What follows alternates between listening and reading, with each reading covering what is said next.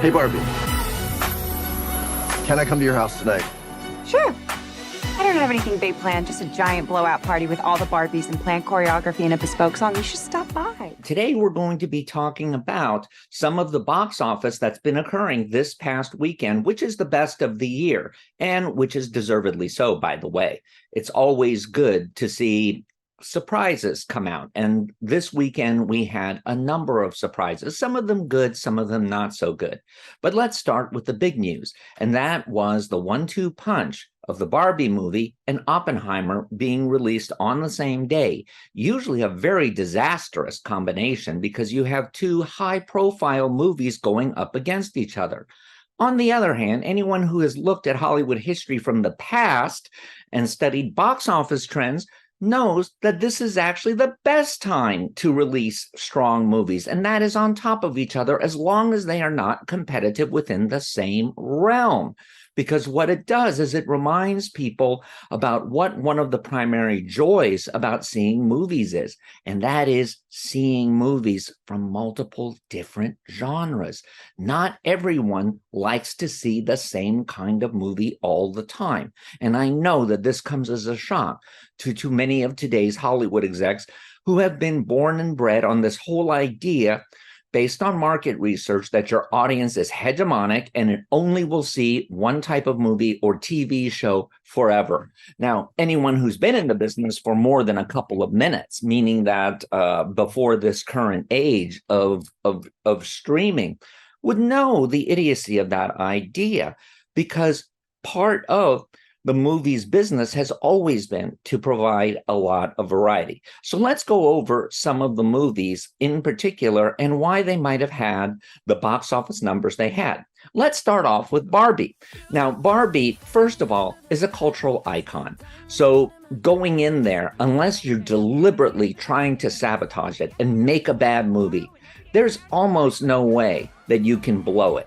Note I said almost, because we've certainly had a lot of examples in the past few years of taking something that seems a surefire win and turning it into a disaster. But the Barbie movie in particular was obviously going to be a hit because of some other underlying sociological factors. The chief of them is that it's the first movie in forever that is being made exclusively for female audiences, and the box office numbers have borne that out. 68% of the viewership of this movie has been female.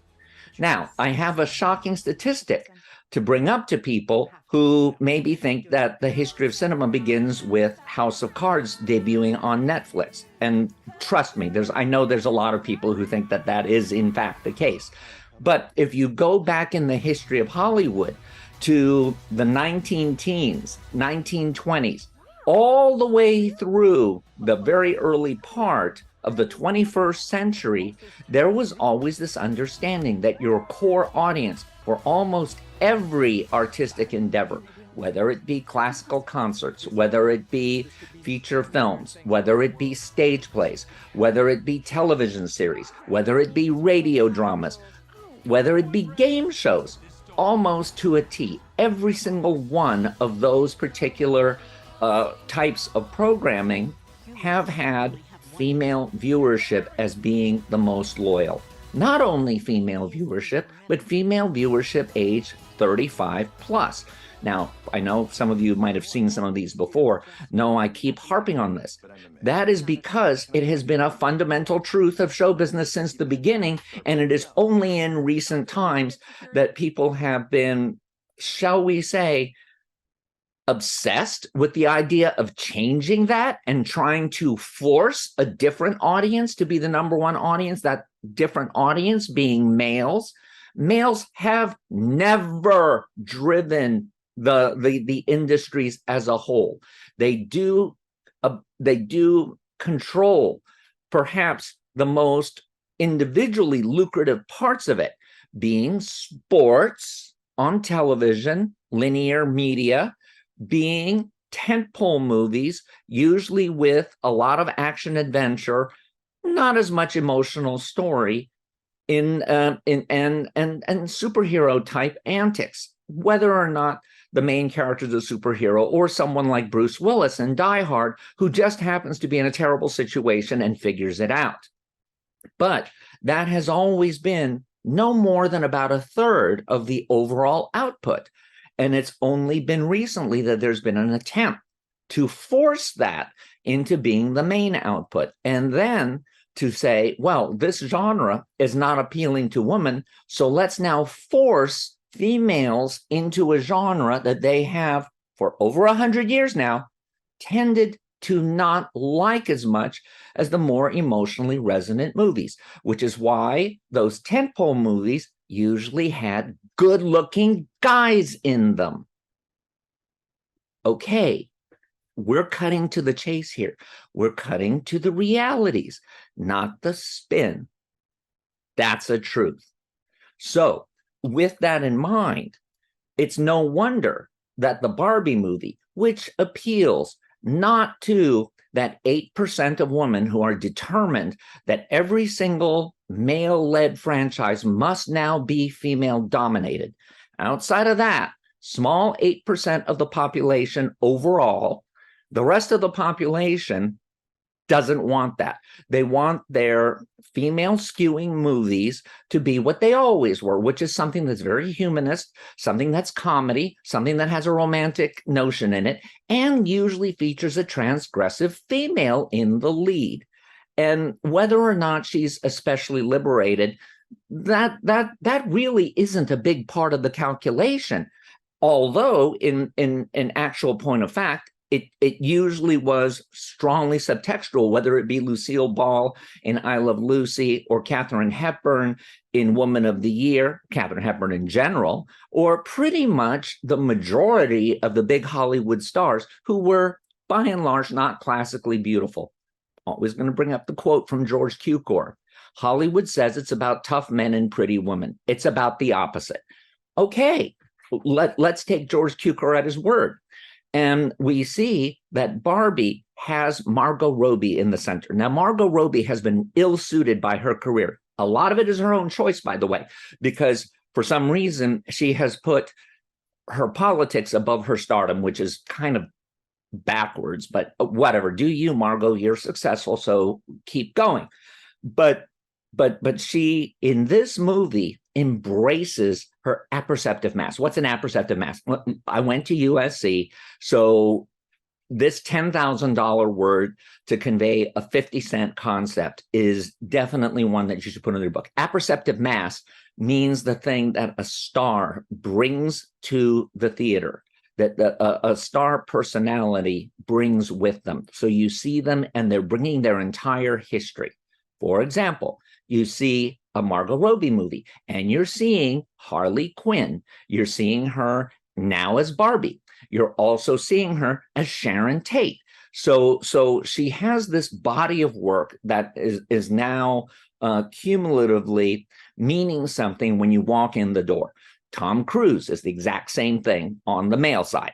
So you see that this does work.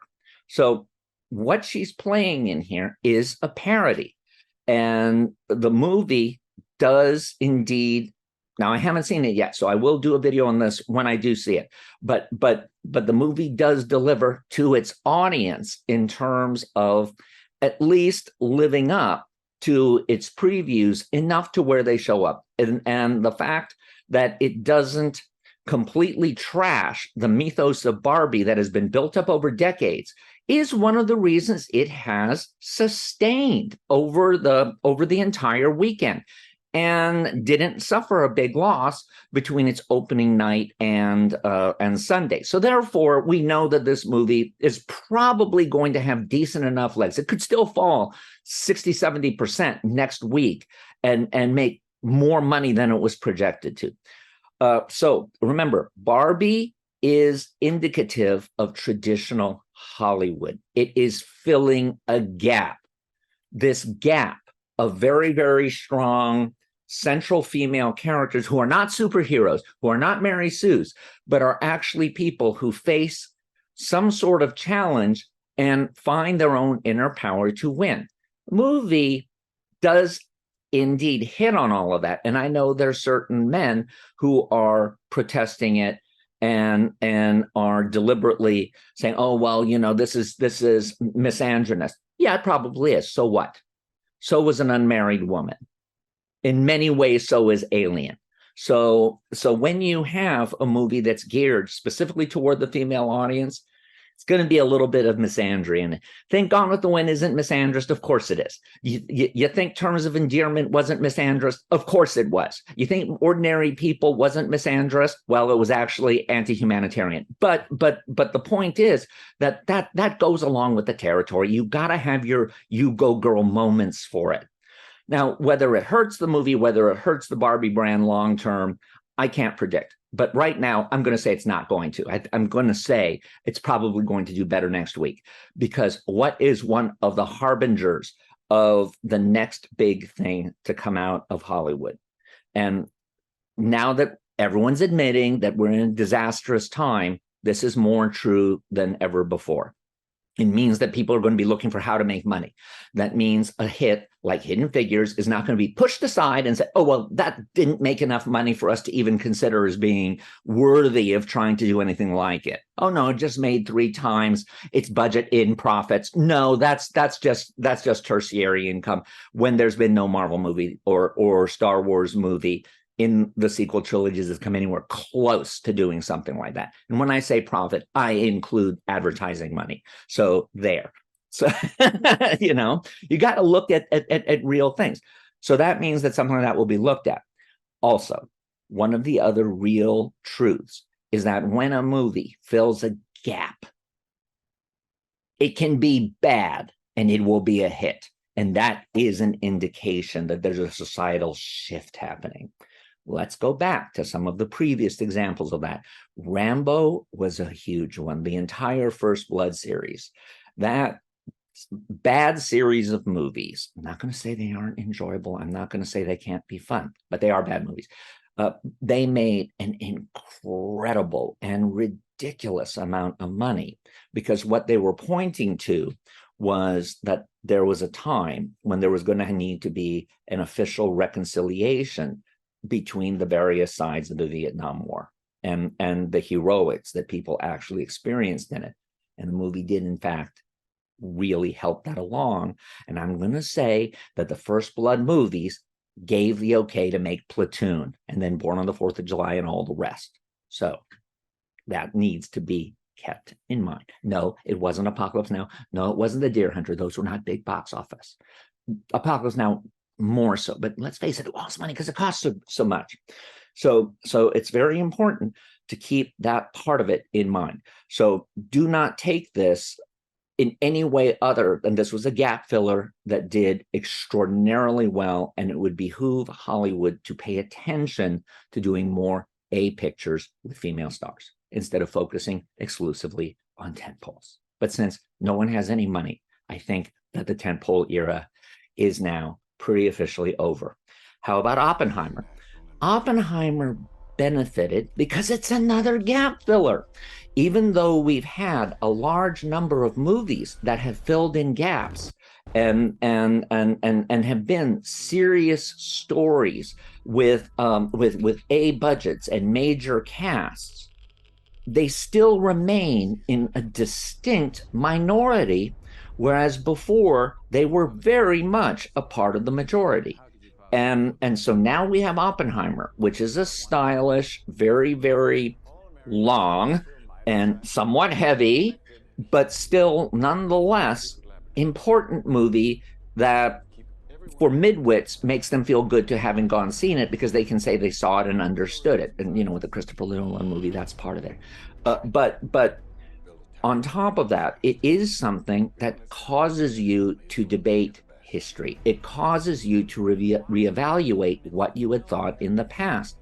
And these are the movies that will catch on and surprise you, because you weren't expecting this movie to work, and yet it did.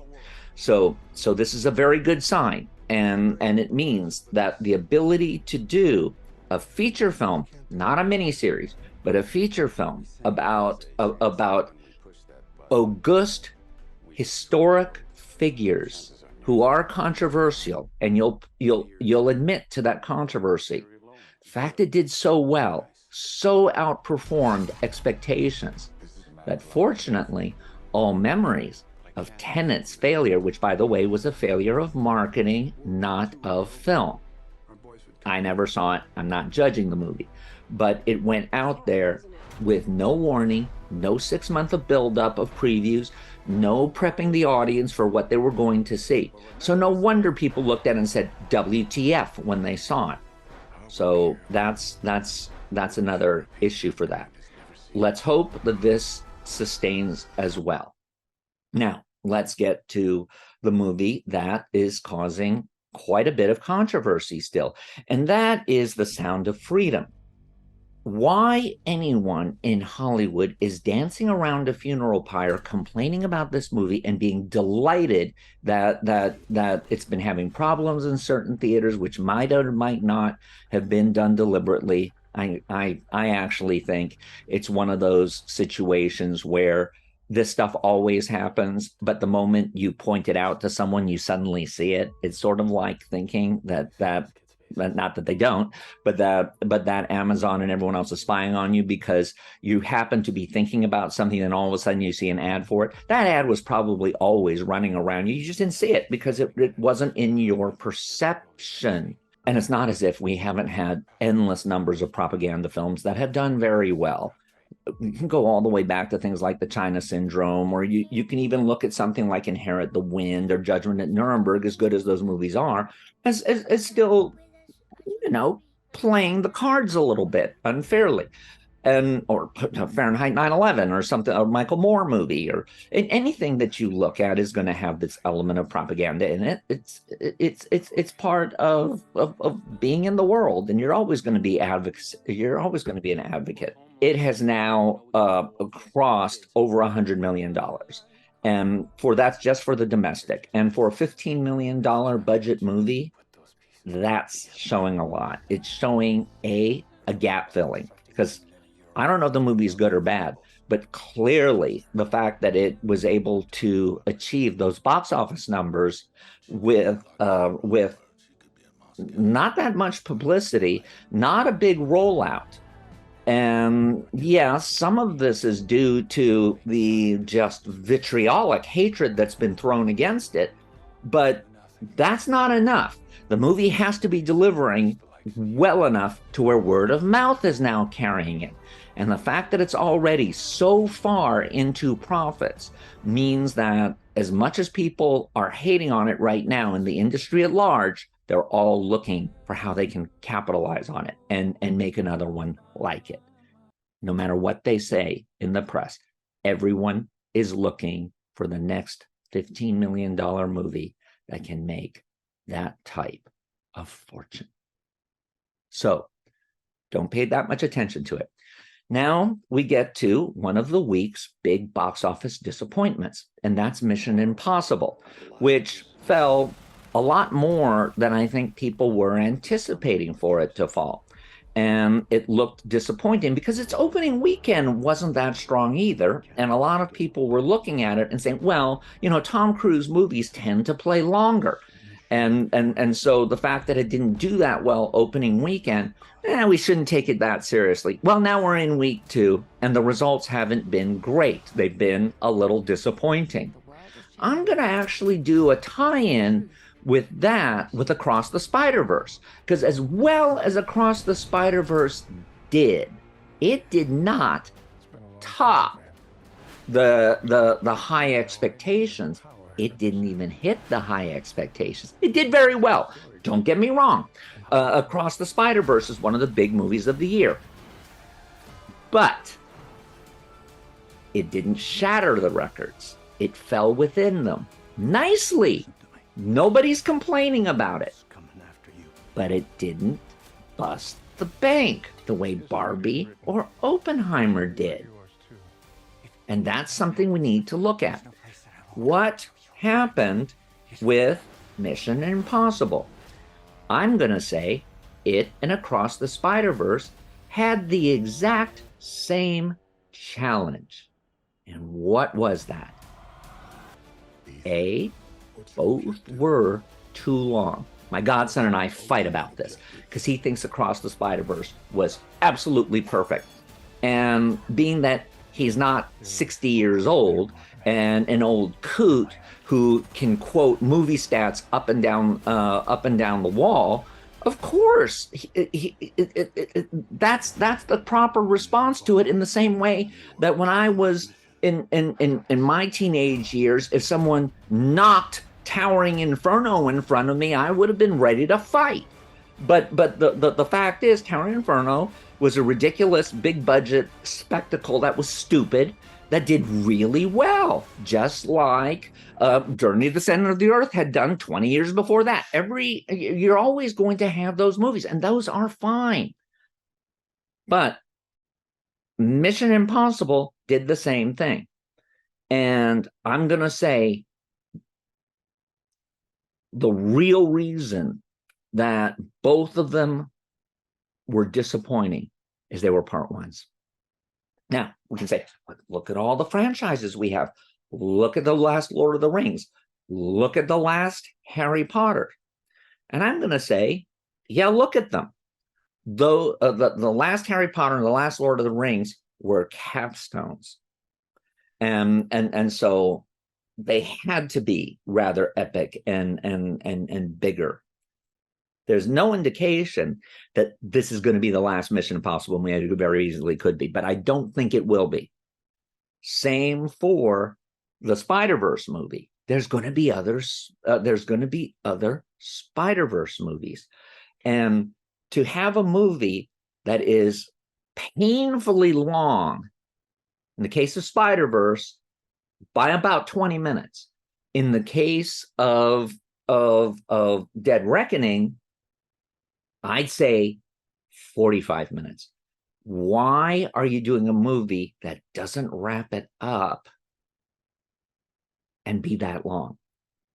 Now, there's a lot of people who will say, yeah, but, and here's the answer to the yeah, but. 60 years ago, when Cleopatra came out, one of the reasons Darryl F. Zanuck insisted that they cut it into one movie instead of releasing it the way Mankiewicz wanted to do in two parts. Zanuck knew the movie kind of sucked. I mean, yes, it's wonderful today, and for a whole host of reasons that have nothing to do with whether it's good storytelling or well-paced or anything like that, or even all that well-performed. It's still wonderful. But they were afraid that one part of it might be enough. Further, that Elizabeth Taylor and Richard Burton were the biggest thing in the news because of their relationship. What if they broke up before Anthony and Cleopatra got released, right? Now, all of a sudden, you got a movie about this couple that was the sensation of the world, shocked the Pope, did all this other stuff, and now they're not together anymore. So why would I go see it, right? Especially if I thought the first part was boring, which it is. With both Spider-Verse and Mission Impossible, you have something that is very long, doesn't wrap it up. You're going to have a big chunk of the audience saying, I'll wait till the second one comes out, and then I'll watch the whole thing together.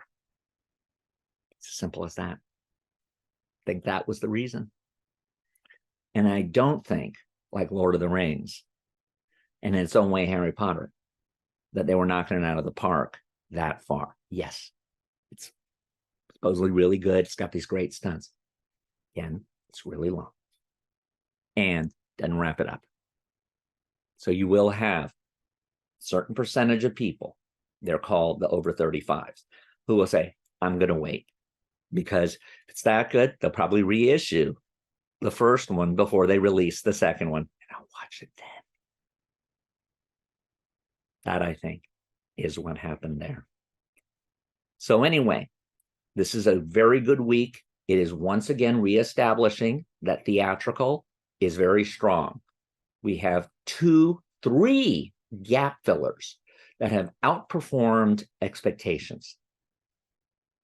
This means it's Hollywood's to win back. So watch the strike, pay attention to what's being said, know that the studios are going to have to figure this out, because they cannot let the momentum that was started with this week get killed by a long, protracted strike. And this one's gone long enough. I got steam heat, I got steam heat. Whatever Lola wants